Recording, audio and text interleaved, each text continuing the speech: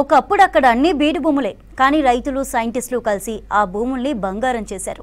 వర్షపు నీటిని ఒడిసిపట్టి ఇప్పుడు పంటలు పండిస్తున్నారు కౌడిపల్లి మండలంలోని తునికి గ్రామ రైతులు. పొలం చుట్టూ ట్రెంచ్ కొట్టి నీళ్లను భూమిలోకి ఇంకేలా ప్లాన్ చేసి సక్సెస్ అయ్యారు.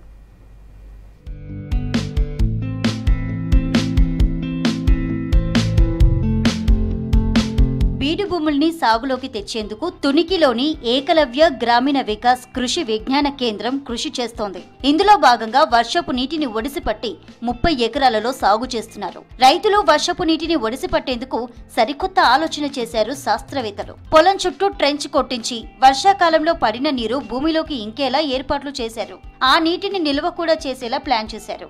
ఈ నీటి ద్వారా ఎండాకాలంలోనూ పంటలకు నీరందేలా ఏర్పాటు చేసుకున్నారు. ప్రస్తుత కాలంలో మనకి ఎండల వల్ల మనకి ఏంటంటే బోర్స్లలో మనకి ఏంటంటే నీటి లభ్యత అనేది తగ్గిపోతున్నది. దాన్ని రీఛార్జ్ చేసుకోవడం కోసం అని చెప్పి మనము బోర్వెల్ రీఛార్జెస్ అనేది మనము ఏర్పాటు చేసుకోవాలి. దాని వల్ల ఏంటంటే వర్షపు నీటిని మనం వృధా చేసుకోకుండా దాంట్లో మనకి నీటిని మనం దాంట్లో ఇంకేటట్టు చేసుకున్నట్టయితే బోర్ కేసింగ్ చుట్టూ మనకి 10 ఫీట్ల బై 10 ఫీట్లది ఒకటి గుంత తవ్వుకొని దానికి ఆ ఉన్న కేసింగ్ కి ఏంటంటే మనకి హోల్స్ కొట్టుకొని మనకి జాలి పెట్టుకొని దాంట్లో 10 ఫీట్ల బై 10 ఫీట్లు ఇంటూ 10 ఫీట్ల లోతులో ఫస్ట్ మనం పెద్ద సైజు రాళ్ళు, తర్వాత ఆ చిన్న సైజు రాళ్ళు, తర్వాత పైన ఇసుక వేసుకొని దాన్ని ఏర్పాటు చేసుకోవాలి. డ్రిప్ ద్వారా మామిడి కూరగాయల పంటలకు నీళ్లు పారిస్తున్నారు.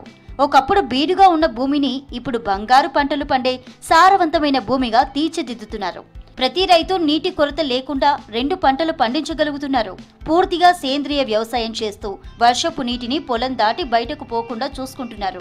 ప్రతి వర్షపు నీటి చుక్కను ఒడిసి పట్టేందుకు పొలం చుట్టూ ట్రెంచ్ కాలువలతో పాటు నీటి గుంటలను తవ్వి అందులోకి స్టోరేజ్ అయ్యేలా చేశారు. చాలా మంది రైతులు మనకు వరి వండిస్తున్నారు. వరి వండియాలంటే దాదాపు 1 ఎకరం వరి వండిస్తే యావరేజ్ 25 క్వింటాల దిగుబడి వచ్చినా కూడా 1 ఎకరం పండియాలంటే దాదాపు 12,50,00,000 నీళ్ళు అనేది పండే అంత వాటర్ అవసరం ఉంటుంది. ఆ విధంగా కంటిన్యూస్గా 2 సీజన్లు వరి వండడం వల్ల బోర్లు కంటిన్యూస్గా వాడడం వల్ల భూగర్భ జలాలను ఎండిపోతున్నాయి. కాబట్టి ఎవరైతే రైతు దాదాపు 5 నుంచి 10 ఎకరాల మధ్య ఉన్న రైతు తన పొలంలో కంపల్సరీ దాదాపు ఒక 50 లక్షల నుంచి 1 కోటి లీటర్ల వాటర్ నిల్వ ఉండేలా విధంగా నీటి గుంటలు ఏర్పాటు చేసుకున్నట్టయితే బోర్వెల్స్ అనేది ఎండిపోకుండా రెండో పంట కూడా మనకు పండించుకోవడానికి నీరు అనేది మనం పొదుపు చేసుకోవచ్చు.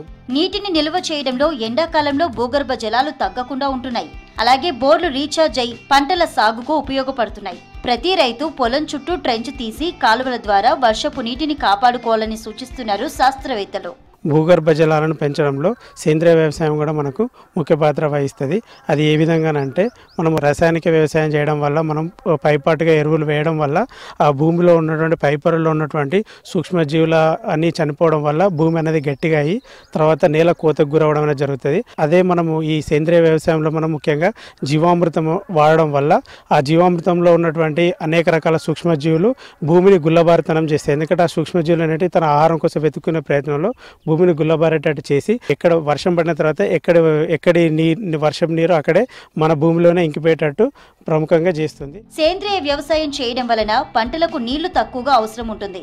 ఎండాకాలం కూరగాయల పంటలకు బోజలపై గడ్డి వేసి డ్రిప్ ద్వారా పంటకు నీళ్లిస్తే చాలా తక్కువ నీరు అవసరం అవుతుందని చెబుతున్నారు రైతులు. ట్రెంచ్ పద్ధతిలో మంచి ఫలితాలు వస్తున్నాయి అంటున్నారు.